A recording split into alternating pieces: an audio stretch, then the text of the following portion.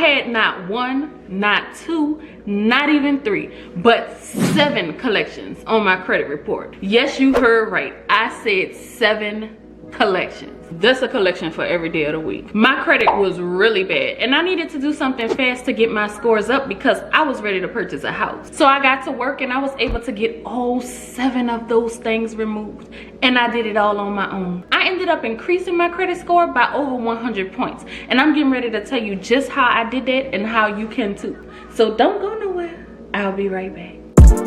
Money coming, money go.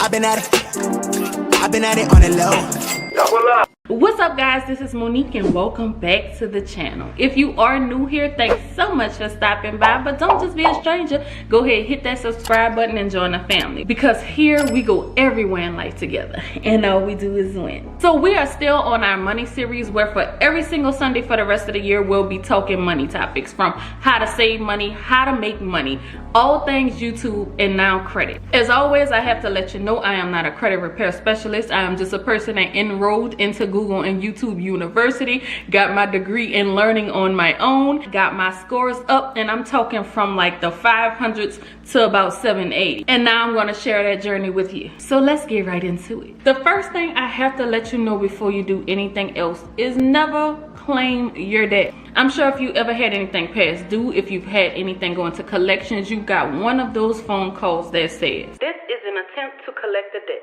and any information obtained will be used for that purpose." You know what that sounds like to me? You have the right to remain silent, and anything you say can and will be used against you in a court of law. So you know what I do? I remain silent, because if you let them know who you are making yourself bound legally to their debt, and then that's harder to work with. So when I get those calls, I either one, don't answer, or when I recognize that it is a debt collector, I just politely hang up. Or when they say, "May I speak to Monique Hinton?"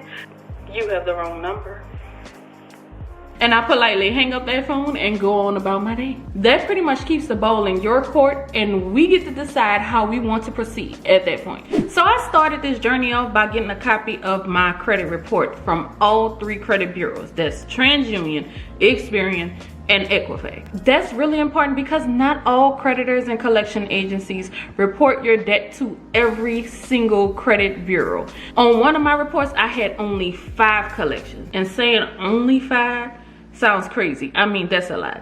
But anyway, I had 6 on another credit report, and then the last one I had all 7 of those things. So that's why you have to get access to all of your credit reports. Now, I use Credit Karma. I'm sure you have heard about Credit Karma if you watch any of my other videos. I've said this over and over, but Credit Karma is only good for looking at your reports. Why? Because Credit Karma use the Vantage scoring system. That's not what your mortgage lenders use. Credit Karma is kind of like a Tinder date. They never look like what their profile picture look like, and you get shocked when you really see the truth. Now, Credit Karma only has TransUnion and Equifax credit reports. I had to get my Experian credit report from Experian.com. So once I got it, I made a long list of all of those collections, and on their list I also included the collection agency name, their number, their address, if they had a partial account number. Like, I laid it all out, and I put it in order as far as how much I owed, from least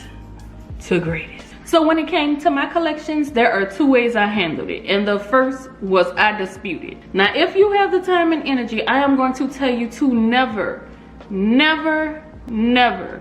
pay for a collection. Dispute. Now, technically, you're supposed to dispute if there are any inaccuracies. And honestly, there are so many people that have inaccuracies on their credit report, but they don't take the time to really look at it, scan, see what's wrong, and it just stays on there for all 7 of those years. Now, when I first started out on this journey, you know, I told you I went to Google and did my little research.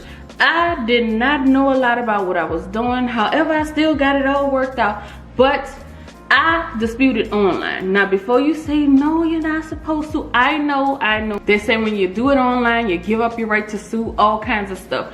I didn't know at the time, but I know better now. So I'm going to tell you the best way to dispute is by letter. And there are many dispute letter templates online that you can find, but I'm gonna go ahead on and tell you everything that you need to put in your letter. Why? Because when you are searching for these templates, I wanna make sure you are choosing the correct template.